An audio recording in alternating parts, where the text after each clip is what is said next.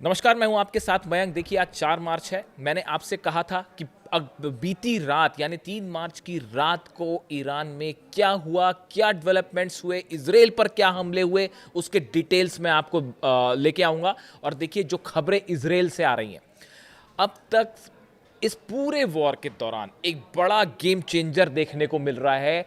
Iran ने अब अपनी वो मिसाइल्स निकालनी शुरू कर दी हैं जिसका इस्तेमाल अब तक नहीं किया गया था।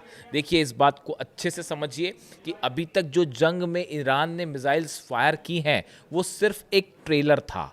असली पिक्चर अभी शुरू होनी बाकी है। इसका एक एक झलक देखने को मिली है फिर से बीती रात को। देखिए, 2 तारीख की रात को यानी करीब 24 घंटे पहले एक सेजिल मिसाइल की तस्वीर आपने देखा होगा, सोशल मीडिया में बहुत ज़्यादा वायरल हुई कि एक मिसाइल दिखाई दे रही है जो एक विशेष आकृति बनाते हुए हमले करती दिखाई दे रही है। सेजिल मिसाइल है वो मिसाइल गिरी इजराइल पर। और बीती रात बताया जा रहा है, बीती रात यानी 3 तारीख की रात को ईरान ने एक बार फिर मल्टीपल मिसाइल अटैक किया इजराइल पर, और उसमें भी सेजिल मिसाइल्स का इस्तेमाल किया गया। यानी देखिए, जो ये बात कही जा रही थी 12 दिन की जंग के दौरान भी, जो आखिरी के 5 दिन थे उस दौरान भी ये हुआ था कि शुरुआत की तौर पर जो ईरान ने अपनी मिसाइल्स फायर की, उसके बाद वो स्ट्रेटजी चेंज हुई और आखिरी में फिर जो है असली मिसाइल्स गिरना शुरू हुई। अब ये बताया जा रहा है कि जो लेटेस्ट अटैक है ईरान का, जो दागी गई मिसाइल्स, उसमें सबसे बड़ा हमला हुआ है बीर शेबा पर। बीर शेबा में जो मिसाइल्स गिरी हैं उन्होंने बड़ा नुकसान पहुंचाया है इजराइल में। इसके साथ ही एक बार फिर तेल अवीव में धमाके हुए हैं। सबसे बड़ा निशाना जो है वो तेल अवीव पर है, और ये बताया जा रहा है कि सिर्फ तेल अवीव पर 200 से ज्यादा मिसाइल्स गिरी हैं। यानी कि जब से ये 4 दिन हो चुके हैं जंग को, आज 5वां दिन है, अब तक 5 दिन में 200 से ज़्यादा मिसाइल्स जो हैं वो तेल अवीव पर गिरी हैं, अलग अलग ठिकानों पर हिट किया है, ऐसा दावा ईरान की तरफ से किया जा रहा है। और इसकी तस्वीरें भी सामने हैं। देखिए, यहाँ पे जो आयरन डोम सिस्टम है, थार्ड है, वो पूरी तरह से फेल है।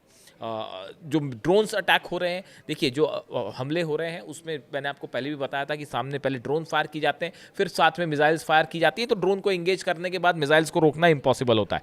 जो नुकसान हो रहा है उसमें अशदोद में बड़े हमले हुए हैं। अशदोद में एक बार फिर जो है सेना के ठिकानों को निशाना बनाया गया है। देखिए, ईरान की तरफ से जो मिसाइल्स फायर की जा रही हैं वो सारी की सारी मिसाइल्स इजराइल में सेना के ठिकानों को टारगेट करके फायर हो रही है। या तो आर्मी के बेसिस हैं, एयरफोर्स बेसिस हैं, या फिर रिसर्च इंस्टीट्यूशंस हैं, केमिकल इंस्टॉलेशंस हैं। इन जगहों को निशाना बना के इजराइल में हमले हो रहे हैं। और आप यकीन मानिए, पिछले 48 घंटे में इतनी ज़बरदस्त तबाही मची है इजराइल में। ये अब तक का सबसे बड़ा पिछले 2 दिनों में हमले देखने को मिले हैं इजराइल में। जितने अस्पताल हैं भरे हुए हैं। आप देखिए, आसमान में अब जो तस्वीरें आ रही हैं इजराइल से, आप उसको गौर करिए कि उसमें एक आपको मिसाइल दिखाई देगी आसमान में, और उसके साथ छोटे छोटे कई आपको रोशनियां दिखाई देती हैं।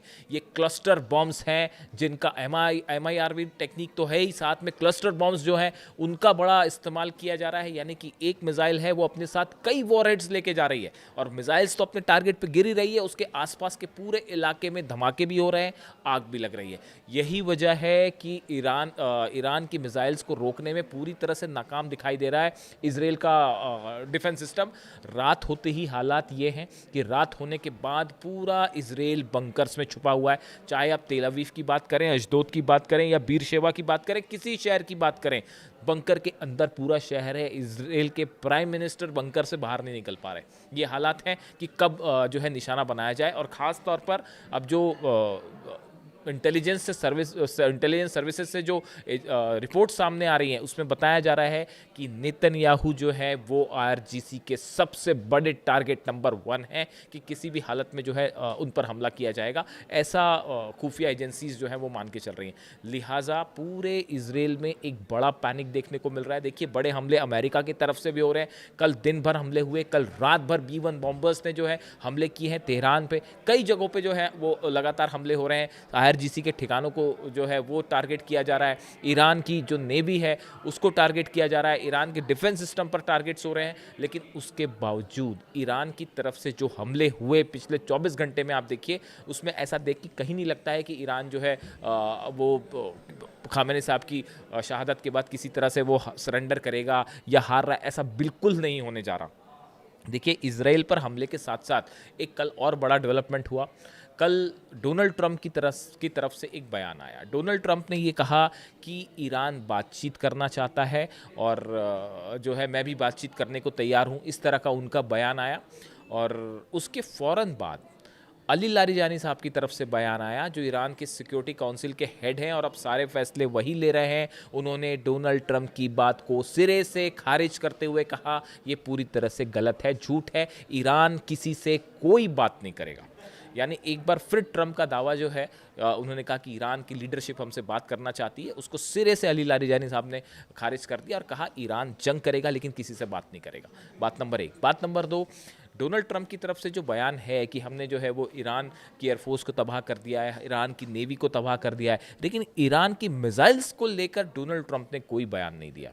क्यों बयान नहीं दिया? उसकी बड़ी वजह आप अगर देखें, अभी इजराइल की बात कर दीजिए, इजराइल से खबरें बाहर आने में कितना नुकसान है, टाइम लगता है। लेकिन आप खुद सोचिए, अगर कतर में 24 घंटे के अंदर 101 मिसाइल्स गिर सकती हैं, 49 सुसाइड ड्रोन्स जो हैं वो गिर सकते हैं कतर में, कतर पे इससे हमला हो सकता है। अगर आप कुवैत की बात करें तो कुवैत में बताया जा रहा है 180 मिसाइल्स फायर हुई हैं और 150 ड्रोन फायर हुए हैं। सऊदी में आप हाल देख रहे हैं कि जो वहाँ की रिफाइनरी है अरामको, वहाँ पे क्या हुआ, जो एक 25 किलोमीटर लंबा ब्रिज है उस पर किस तरह से हमले हुए। तो आप जरा खुद सोचिए, अगर कतर पे 101 मिसाइल्स फायर हो सकती है और कुवैत में अगर 180 मिसाइल्स फायर हो सकती है, तो इजराइल के लिए कितनी मिसाइल्स बचा के रखी गई हैं?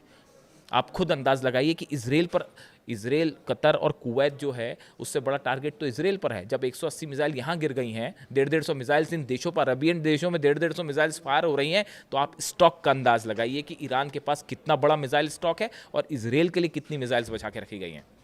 और सेजिल तो अभी स्टार्ट होना शुरू हुआ है।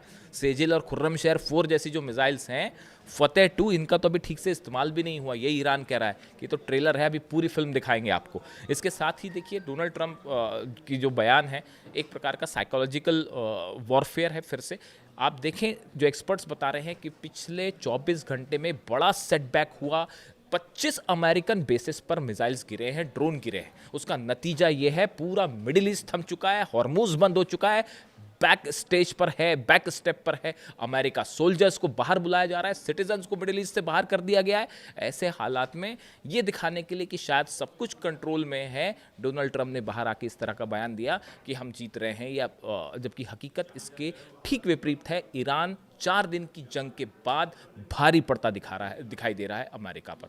इससे जुड़ा जो भी अपडेट होगा मैं आप तक पहुंचाऊंगा। कमेंट करके बताइए वीडियो कैसा लगा। Thank you so much.